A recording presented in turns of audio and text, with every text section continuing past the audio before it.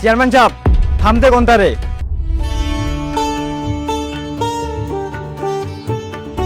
লামিয়া চক্রান্ত কইরা হুজুরে বিপদে ফেলাইছে, হুজুরের নামে মিথ্যা অপবাদ দিছে। এই, তোমার কাছে কি প্রমাণ আছে? তুমি যে বলছো হুজুর নির্দোষ, তোমার কাছে কোনো প্রমাণ আছে? হ চেয়ারম্যান সাহেব, আমি প্রমাণ দিতে পারবো।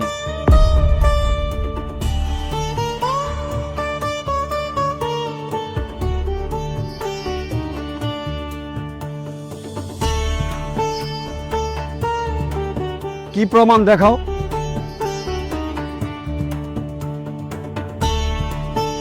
এই ভিডিওটা দেখেন। কেন আপনার লোক এমন করতেছি আপনি এখনো বুঝেন নাই? মনে করে দেখেন তো, 2 মাস আগে আপনি জুম্মার নামাজের আগে একটা খুতবা দিছিলেন। সেই খুতবায় আপনি সুদ নিয়ে কথা কইছিলেন, আর আপনার এই ওয়াজ শুই না গ্রামের সবাই এক হয়ে গেছিল।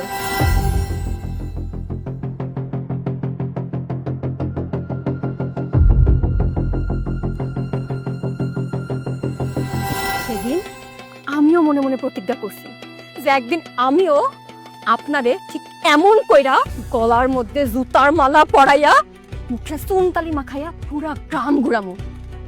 আর সেদিন আমার আব্বার অপমানের প্রতিশোধ আমার নেওয়া হয়ে যাবে। আর আজকে সেই দিন আমি চোখের সামনে দেখতে পাইতেছি, আর কিছুক্ষণ পর আপনার বিচার।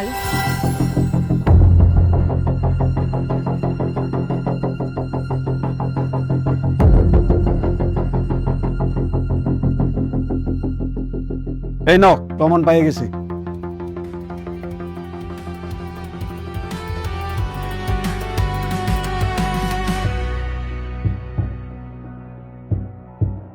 সকালে ঘুম থেকে উঠা নামাজে যাওয়ার সময় আমি শুনতে পারি হুজুরে বাইন্দা রাখছে। কথাটা শুই না, সাথে সাথে আমি হুজুরে দেখার জন্য লামিয়াদের বাসায় যাই। লামিয়াদের বাসায় যায়া লামিয়া এবং হুজুরের কথা শুই না, সাথে সাথে আমি ফোন বের করে ভিডিও করি।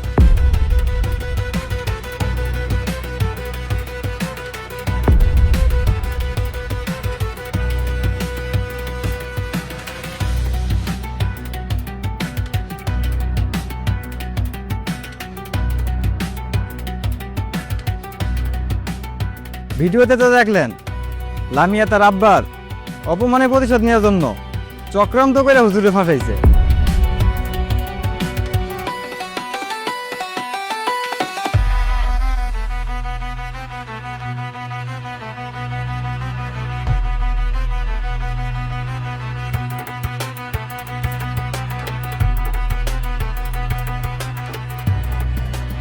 ও, আসল দোষ তাহলে লামিয়ার। এই লামিয়ার কথা শুই না আমাকে এই নিষ্পাপ হুজুরে আমরা গত রাত্রে থেকে বাইন্দা রাখছি। চেয়ারম্যান সাহেব, তার লামিয়ার বিচার হোক। তাহলে লামিয়ার মুখে চুনকালিমা খাইয়া গলায় জুতার মালা পরাইয়া পুরা গ্রাম ঘুরানো উচিত।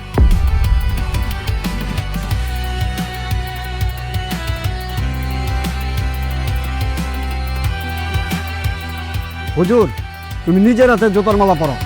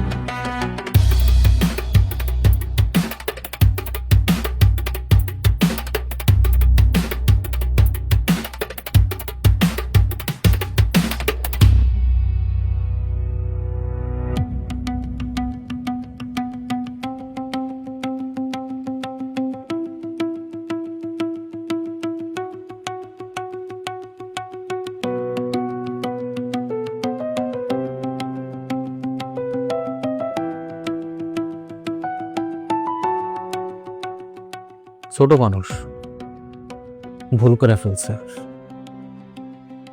আমার অসম্মানিত করতে চাইছে, কিন্তু আমি এই কাজটা করতে পারি না। তাইলে তাদের মধ্যে আর আমার মধ্যে কোনো পার্থক্য রইল না। আমি একটা কথা বলছিলাম, সম্মান দেওয়ার মালিক হলো আল্লাহ।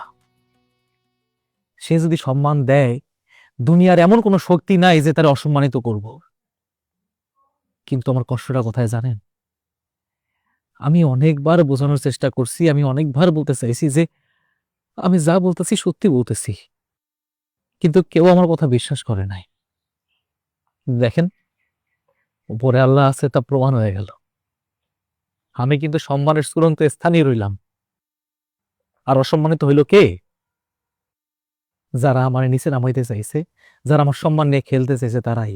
এতগুলো মানুষের সামনে তাদের মান সম্মান সবকিছু ধুলার সাথে মিশা গেল।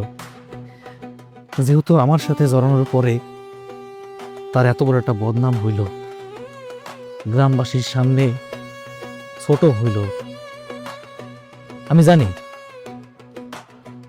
জানি তারে কেউ আর বিয়ে করতে চাইব না, কারণ এই সমাজে তো তাদের কোনো আর সম্মানই নাই। এখানে যারা উপস্থিত আছে তাদেরকে যদি জিজ্ঞেস করি যে আপনারা কেউ বিয়ে করবেন কিনা, সবাই বলে যে না, এই মেরে আমি বিয়ে করব না। আমি চাইতেছি তাদের যদি সম্মতি থাকে, আমি তাকে বিবাহ করতে রাজি।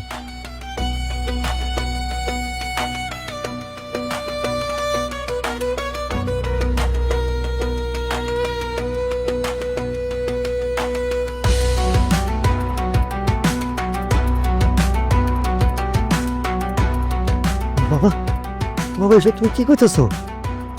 সেভেন সাহেব, আমি মানুষটা খুব খারাপ। আমি সুদের ব্যবসা করি, সমাজে ঘৃণিত ব্যক্তি, কিন্তু আমার মায়াটার আমি খুব আদর যত্নে হালাল ভাবে বড় করছি।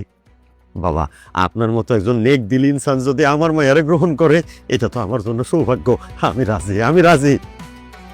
না চাচা, আপনি যতই রাজি থাকেন, আমি যতই যোগ্য পাত্র হই না কেন, কন্যার মতামত ছাড়া বিবাহ করলে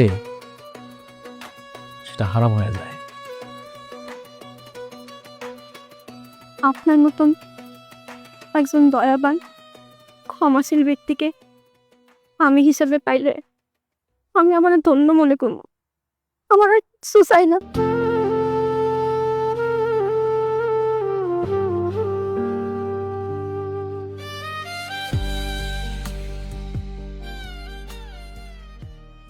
তাহলে তো বিচার হয়ে গেল, তোমরা বিয়ার ব্যবস্থা করো।